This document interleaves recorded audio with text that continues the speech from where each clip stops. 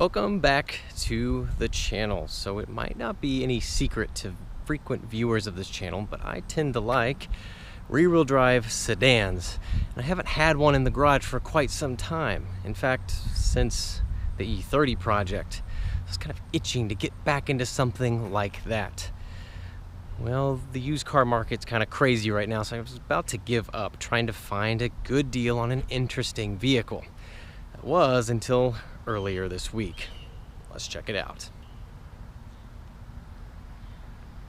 Feast your eyes on this glorious machine. What we have here is a 2002 BMW 530i with the Sport package. This is the E39 chassis, and it is a body style I have always loved. Just never been able to get the variant that I really wanted. Now, a lot of people really want the M5, which I can't fault that. I mean, it's got a lot of power, it's a manual transmission. But honestly, that V8, any BMW V8 engine is kind of a maintenance nightmare. But this has the glorious inline 6, smooth as silk M54 B30 engine. That engine's good for 228 horsepower and 221 pound-feet of torque, so it's not exactly a slouch. But you know what the true selling point on this is? It has a 5-speed manual transmission. Oh yes. Transmission in this is a ZF S5D 320Z transmission, which is the one to get if you're getting an E39. It is a more robust but slightly heavier transmission available on these cars.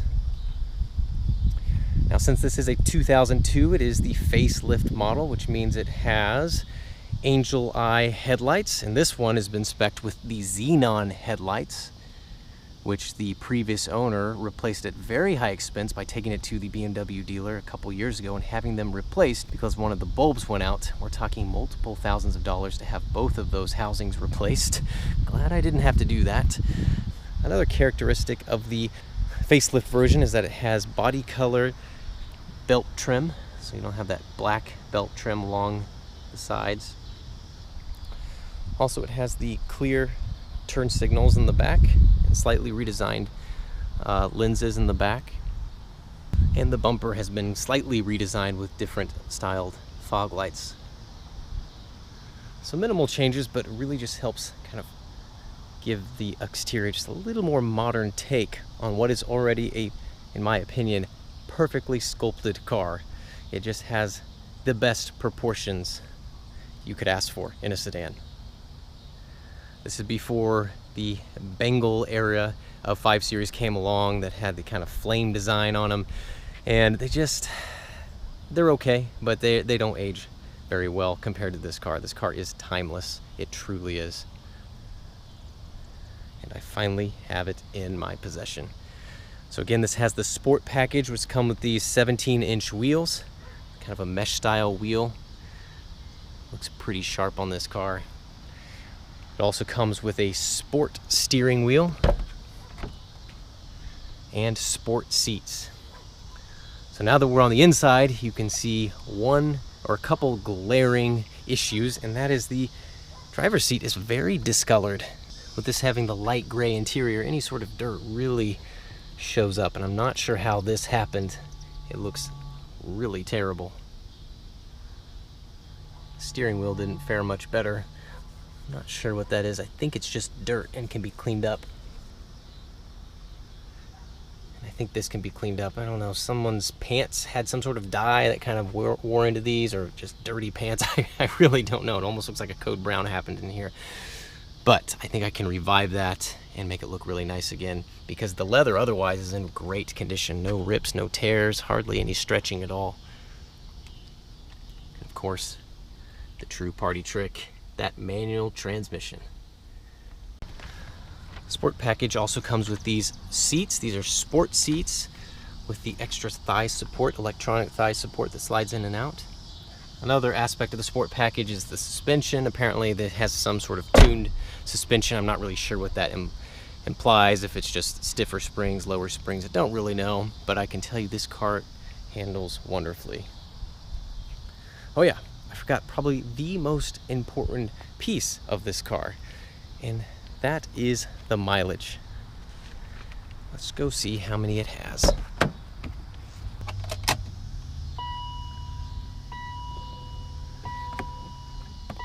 Can you believe that number? 59,969 miles. This car doesn't even have 60,000 miles on it. It's 19 years old and doesn't even have 60,000 miles. I mean, I couldn't believe I found it. It's such an amazing car. With those kind of miles on it, it'll last forever, especially if we go through and do all of the maintenance on it, which of course we're going to do. Just take a look at this engine bay. Look at this, all of the kidney grills tight. That's how you know this car has been somewhat looked after. I haven't even started cleaning this car. I wanted to show you its original condition. Obviously it's got some leaves and stuff built up in here. Just needs to be cleaned up.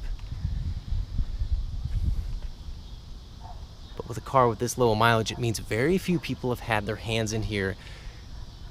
Very few possibilities for something to have gone wrong. It just looks so nice. So this engine is similar to the one I had in my 325 Xi touring wagon. It's just got a few more cc's because this is the B30, not the B25. So all of the repairs that I did on my 3 Series, I should be able to replicate on this. Pretty much know exactly how to do it all already. I don't know if this is a rare color or not. In fact, I've seen it on an M5 before. I've not seen it on just a regular 530. And I think it just looks so nice. It's almost silver, it's almost blue.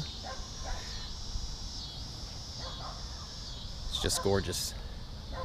Let's take a look at the trunk. Some extra floor mats in here. Has a full-size wheel and tire there. Very nice. The original jack. This is BMW 6 CD changer, but I don't know if it's actually got that in there. It doesn't look like it. Look how clean everything is. There's no dirt road dust everywhere. This is a far cry from the vehicle I usually end up with. This starting point is like basically starting with a new car. It's incredible.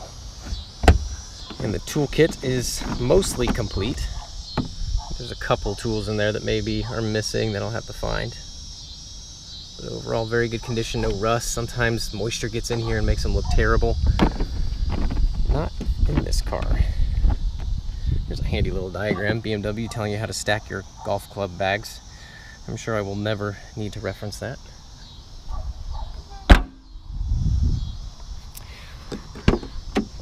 Back seat leather. It does kind of look like maybe some kids have been in here. Got some like ice cream stains going on. Not really stains, just dirt everywhere. Got some dirt in the mats that I'll need to clean up. Pretty easy stuff. Honestly, detailing cars like this is pretty simple to get a massively nice result after a couple hours of just cleaning the leather and the carpet. So, aside from cleaning, this car doesn't even appear it needs much, at least on the surface. But of course, I've got a list of things that I know I want to do proactively so that this car will run excellent for the next 80,000 to 100,000 miles. So the first thing, which is usually the opposite of where I start, is cleaning it. Doing the full cosmetics right up front. There's some light scratches here in the clear coat that I need to buff out. Obviously the interior needs a good cleaning. The wheels need to be taken off and cleaned. Got a lot of brake dust built up. All of this is going to make this car just really pop. I mean, it already looks good right now. Imagine what a few hours of just detailing it will do. There's something else going on with the driver's seat, and this is fairly common with E39s, and that's that it started to twist. The seat back has started to twist. So I don't know if you can see it on the camera, but you can see that this side is further back than that side. This is caused by the cables that move this back and forth starting to slack, and they're no longer engaging with the motor very well. So you start to get this twisting action because there's 2 motors per side of the seat, and if one of them starts getting slack, then it doesn't adjust at the same rate as the other side. So when I'm going through and cleaning all this, I'll probably pull the seat out and address that right then. Another cosmetic thing that I'll need to address is this kick panel right here. The rest of them are fine, but this one has some rubber starting to flake off, and you can get these for about 70 bucks. Just simple swap, and it'll look like brand new once again. So that's about it for the cosmetics. Now it's all just mechanical stuff. So let's start in the engine bay. So probably the first thing I'm going to do is replace the valve cover gasket. It has a little tiny seepage going on, and you kind of smell the oil burning smell when you pull it into the garage, so no big deal. I'll also replace the oil filter housing gasket. Of course, I'll do the spark plugs. I'm going to replace some vacuum lines just because 19 years, things start to get a little old and brittle. While I'm in here, I'll likely attack the CCV system like I did on my 3 Series, just because old brittle plastic will cause you some vacuum leaks, and I just don't want to deal with it, so I might as well just take care of it right now. Of course, I'll change the air filter and the cabin air filters. I'll do the brake fluid flush, clutch fluid flush, and do an oil and filter change for the engine.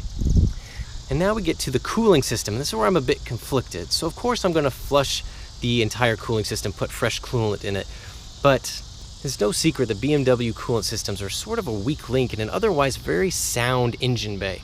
We have plastic radiator intakes, we have plastic hose caps here, we have a plastic coolant reservoir, we have a water pump down in there, we have a plastic thermostat housing. I mean, we have a bunch of plastic pieces that over time start to get a bit brittle and can cause failure.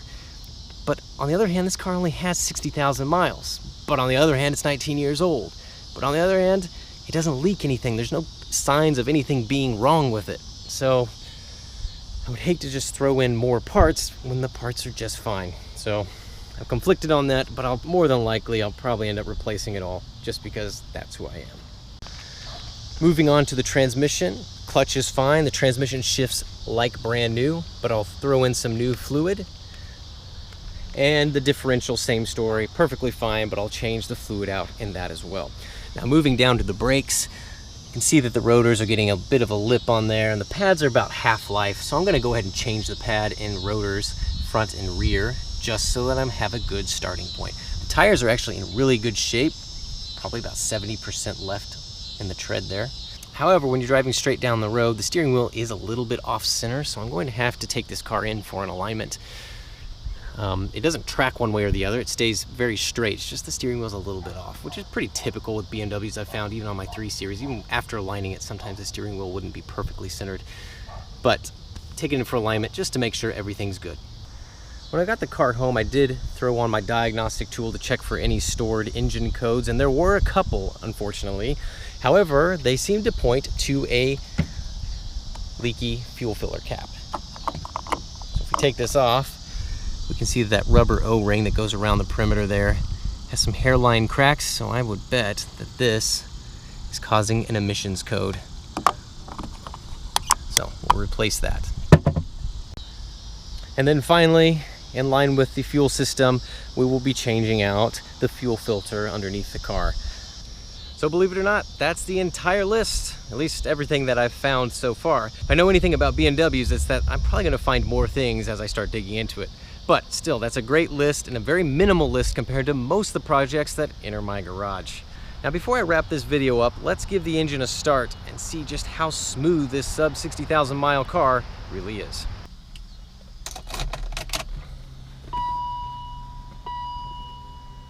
What I love about this car is that it only has the options you need and nothing you don't.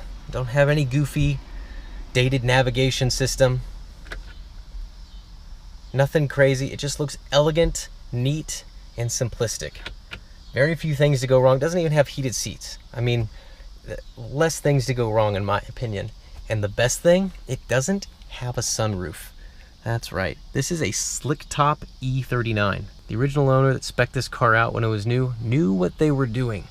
They wanted an enthusiast-oriented front-engine, rear-wheel drive, manual transmission, sport package. I mean, they want it to be fun to drive, practical, look good. So let's give it a start, see how smooth it is.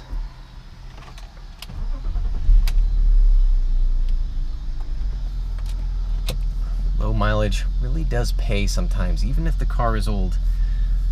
parts just don't go through all those heat cycles that a high mileage car does.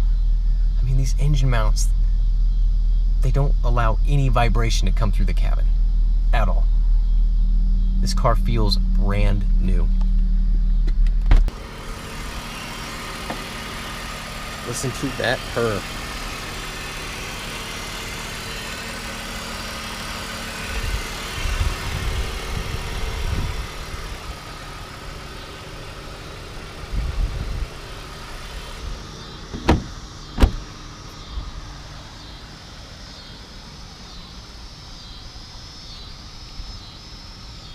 As you can see, the window trim is black, which is also an option called shadow line trim. Looks very sleek, very sporty compared to more of a chrome trim that would have been on its standard. The interior has a very unique trim color. It's called high polished gray. It's kind of a metallic gray color that almost matches the exterior body color. So as you can probably tell, I'm pretty excited about this car and this project as a whole. So get ready to see a bunch of videos going through and totally refreshing this sub 60,000 mile E39. Until then, see you guys again next time.